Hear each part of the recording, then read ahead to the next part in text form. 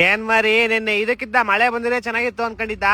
ಅನ್ಕೊಂಡಿದ್ದೆ, ಆದ್ರೆ ಮ್ಯಾಚ್ ಅಲ್ಲ ಅವ್ರ ಅಮ್ಮನ್ ಮಳೆ ಬಂದಿ ಅಂಕಲ್ ಮಕ್ಳೆಲ್ಲ ಕೊಚ್ಕೊಂಡು ಹೋಗ್ಬಿಡಿ ಅನ್ಕೊಂಡಿದ್ದೆ.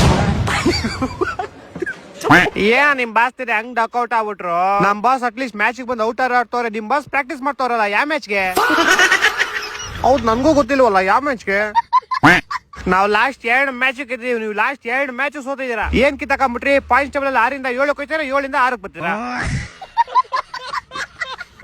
ಪಾಯಿಂಟ್ಸ್ ಟೇಬಲ್ 6ನೇ ಸ್ಥಾನದಲ್ಲಿ ಇದೀರಾ ನೀವು, ನಾವು 3ನೇ ಸ್ಥಾನದಲ್ಲಿ ಇದೀವಿ. ನಮಗೂ ನಿಮ್ಗೂ 3 ಡಿಫ್ರೆನ್ಸ್. ಆಕ್ಚುಲಿ ನಾವು ನಿಮ್ನ ಹತ್ರ ಬಿಟ್ಕೊಂಡಿರೋದೇ ಹೆಚ್ಚು, ನಾವು ನಿಮ್ ಜೊತೆ ಮಾತಾಡ್ತಿರೋದೇ ಹೆಚ್ಚು.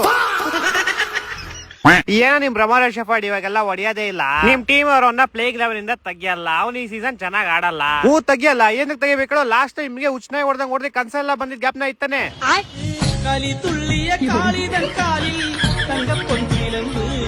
ಏ ಅದೆಲ್ಲ ಒಂದ್ ಕೆಟ್ಟ ಕನ್ಸಂತ ಮರ್ತ್ಬಿಟ್ಟಿದೀವಿ, ಅದೆಲ್ಲ ಗ್ಯಾಪ್ ನೀನ್ ಮತ್ತೆ. ಅಷ್ಟ್ ಭಯ ಇರ್ಲಿ. ಆದ್ರೂ ನಿಮ್ ಟಾಪ್ ಆರ್ಡರ್ ಏನ್ ಅಷ್ಟು ಕಷ್ಟ ಅಪ್ಪ. ನಮ್ ಫಿಲ್ಸಾಲ್ಟ್ ಒಬ್ಬ ಹೆವಿ ಮಿಸ್ಸಿಂಗ್ ಕಣ. ಬರ್ಲಿ ತಾಳು, ಬಂದಿದ ತಕ್ಷಣ ನಿಮ್ ಉರಿತಿರೋ ಗಾಯ ಕುಪ್ಪಾಕ್ ಉರ್ದು ಬಿಡೋದೆ.